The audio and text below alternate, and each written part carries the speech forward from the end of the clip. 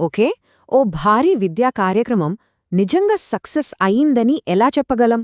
అంటే అది నిజంగా పనిచేసిందని గ్యారంటీ ఏంటి? ఈరోజు మనం జిఎఫ్ఎల్ఎన్ క్యాంపెయిన్లో చాలా కీలకమైన ఆఖరి దశ గురించి మాట్లాడుకుందాం.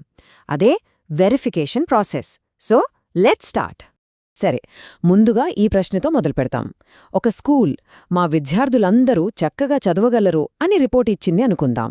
కానీ అది నిజమేనని మనకెలా తెలుస్తుంది? ఎలా నమ్మగలం? చూశారా, ఎడ్యుకేషన్ సిస్టంలో అకౌంటబిలిటీ అంటే జవాబుదారీతనమనేది ఎంత పెద్ద ఛాలెంజో ఈ ఒక్క ప్రశ్న మనకు క్లియర్గా చూపిస్తుంది.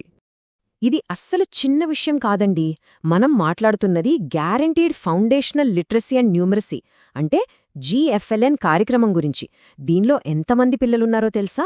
అక్షరాలా 14 లక్షల మందికి పైగా. మరి ఇంత పెద్ద సంఖ్యలో ఉన్నప్పుడు వచ్చే ఫలితాలు కూడా అంతే ఖచ్చితంగా నమ్మదగినవిగా ఉండాలి కదా. అసలు ఈ జిఎఫ్ఎల్ఎన్ ప్రోగ్రాంను తీసుకురావాల్సిన అవసరం ఏమొచ్చింది? దీని వెనుక ఉన్న అసలైన ఛాలెంజ్ ఏంటో ఒకసారి చూద్దాం. సమస్య ఏంటంటే పిల్లలు స్కూల్కి రావడం కాదు, పిల్లలు బడికొస్తున్నారు. కానీ వాళ్ళలో చాలామందికి ఇంకా బేసిక్ రీడింగ్, అలాగే సింపుల్ లెక్కలు చేయడంలో కూడా ఇబ్బంది పడుతున్నారు. సో వాళ్ళు నిజంగా ఆ ఫౌండేషనల్ స్కిల్స్ నేర్చుకుంటున్నారా లేదా అని నిర్ధారించుకోవడమే అసలైన సవాలు. మరి ఈ సవాలును ఎదుర్కోవటానికే ప్రభుత్వం తీసుకొచ్చిన ఒక అద్భుతమైన పరిష్కారమే ఈ guaranteed foundational literacy and numeracy, అదే జిఎఫ్ఎల్ఎన్ ప్రోగ్రాం. ఇది ప్రతి బిడ్డకు నాణ్యమైన విద్యను అందిస్తామని ఇస్తున్న ఒక ప్రామిస్ లాంటిది. ఈ కార్యక్రమంలో ఏం చేస్తారంటే పిల్లల్ని వాళ్ళ లెర్నింగ్ లెవెల్స్ని బట్టి 3 గ్రూపులుగా విభజిస్తారన్నమాట. అవే స్ట్రీమ్, మౌంటైన్ మరియు స్కై. సింపుల్గా చెప్పాలంటే స్ట్రీమ్ అంటే బేసిక్ సపోర్ట్ అవసరమైన వాళ్ళు, మౌంటైన్ అంటే మెల్లగా ఇంప్రూవ్ అవుతున్నవాళ్లు, ఇక స్కై అంటే ఆ స్కిల్స్లో ప్రొఫిషియంట్ అంటే నైపుణ్యం సాధించిన వాళ్ళు. వెల్, ఈ లెవెల్స్ని ఎలా డిసైడ్ చేస్తారంటే చాలా క్లియర్గా, మార్కుల ఆధారంగా. 50 మార్కులకు విద్యార్థుల ప్రతిభను కొలుస్తారు. 46 మార్కుల కన్నా ఎక్కువ వస్తే వాళ్ళు స్కై లెవెల్లో ఉన్నట్టు. అదే 20 కన్నా తక్కువ వస్తే స్ట్రీమ్ లెవెల్. చూసారా, పిల్లల ప్రోగ్రెస్ని ట్రాక్ చేయడానికి ఇది ఎంత స్పష్టమైన, పారదర్శకమైన విధానమో.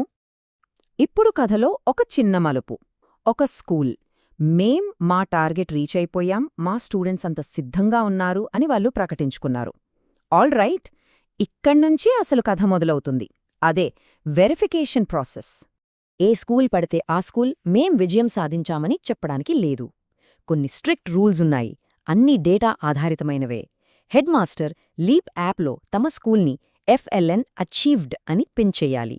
కనీసం 80% మంది విద్యార్థులు స్కై లెవెల్లో ఉండాలి. ఇంకా ఒక్క విద్యార్థి కూడా, అంటే 0% స్ట్రీమ్ లెవెల్లో ఉండకూడదు. ఈ కండిషన్స్ అన్ని మీట్ అయితేనే వాళ్ళు సెల్ఫ్ డిక్లరేషన్కు అర్హులు. ఓకే, ఇప్పుడు మనం ఈ మొత్తం డిస్కషన్లో చాలా ముఖ్యమైన భాగానికొచ్చాం. స్కూల్ వాళ్ళు ఇచ్చిన రిపోర్ట్ నిజమా కాదా అని నిర్ధారించడానికి ఒక కఠినమైన స్వతంత్ర ఆడిట్ ప్రాసెస్ ఉంటుంది. అదే ఈ ఎండ్లైన్ వెరిఫికేషన్. ఇంతకీ ఈ వెరిఫికేషన్ ఎవరు చేస్తారు? వెల్, మండల విద్యా అధికారి అంటే ఎంఈఓ స్పెషల్ టీమ్స్ని పంపిస్తారు. ఇక్కడ ముఖ్యమైన విషయం ఏంటంటే ఈ టీం మెంబర్స్ అందరూ ఆ స్కూల్కి సంబంధం లేని స్వతంత్రులు. అంటే cluster resource persons, DIT faculty, DIT students, ఇలా బయటి వాళ్ళొచ్చి చెక్ చేస్తారన్నమాట. ఎందుకంటే ప్రాసెస్ మొత్తం నిష్పక్షపాతంగా జరగాలి కాబట్టి. ఫీల్డ్ లెవెల్లో ఈ ప్రాసెస్ 3 సింపుల్ స్టెప్స్లో జరుగుతుంది. స్టెప్ 1, వాళ్లు ముందుగా హెడ్మాస్టర్తో ఒకే ఎంట్రీ మీటింగ్ పెడతారు. స్టెప్ 2, ఆ తర్వాత స్కూల్లోని విద్యార్థులందర్నీ అసెస్ చేస్తారు. అందర్నీ. స్టెప్ 3, చివరగా వచ్చిన రిజల్ట్స్ని బేస్లైన్ డేటాతో పోల్చి డేటాని వెరిఫై చేస్తారు. ఈ అసెస్మెంట్లో ఏం పరీక్షిస్తారు? కేవలం చదవడం మాత్రమే కాదు. పదాలు చదవడం, చదివింది అర్థం చేసుకోవడం, అలాగే కూడిక, తీసివేత, గుణకారం, భాగహారం, ఇలా అన్ని ముఖ్యమైన బేసిక్ స్కిల్స్ని క్షుణ్ణంగా పరీక్షిస్తారు. అప్పుడే కదా అసలు లెర్నింగ్ లెవెల్ తెలిసేది. రైట్, వెరిఫికేషన్ పూర్తయింది, డేటా కూడా వచ్చేసింది. ఇక ఆ డేటా ఆధారంగా ఫైనల్ డెసిషన్ ఎలా తీసుకుంటారో చూద్దాం. చూడండి, ఫైనల్ డెసిషన్ క్రైటీరియా చాలా స్ట్రైట్ ఫార్వర్డ్. కనీసం 80% మంది స్టూడెంట్స్ స్కై లెవెల్లో ఉండాలి. అలాగే ఒక్కరు కూడా స్ట్రీమ్ లెవెల్లో ఉండకూడదు.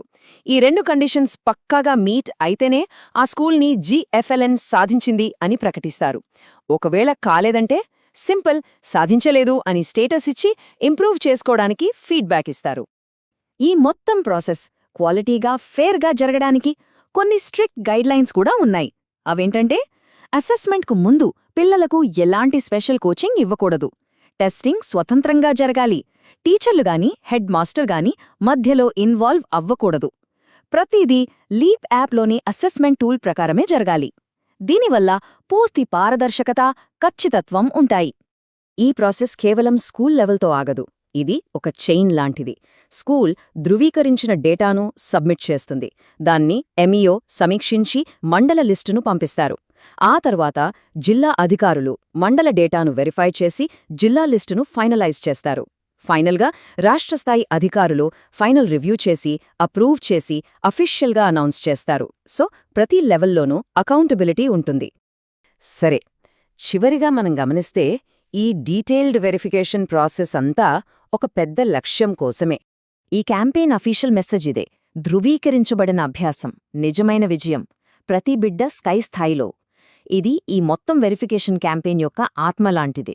ఇక్కడ పాయింట్ కేవలం నేర్చుకోవడం కాదు, అది వెరిఫై చేయబడిన నిజమైన లెర్నింగ్ గురించి.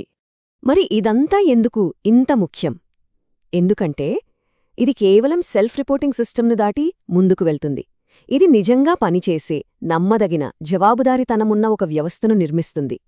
ప్రతి బిడ్డకి ఇచ్చిన మాటను నిలబెట్టే ఒక సిస్టమిది. చివరిగా ఈ కఠినమైన ప్రక్రియ రియల్ వరల్డ్లో ఎలాంటి ఇంపాక్ట్ చూపిస్తుందో చూడండి. అభ్యాస ఫలితాలను సాధించిన ఈ స్కూల్స్కి వస్తున్న పబ్లిక్ రికగ్నిషన్, ఇదే అసలైన ప్రూఫ్. ఇది కేవలం డేటా పాయింట్స్ కాదు, సమాజం సెలబ్రేట్ చేసుకునే నిజమైన విజయం. ఒక నమ్మకమైన వ్యవస్థను నిర్మించడమంటే ఇదే.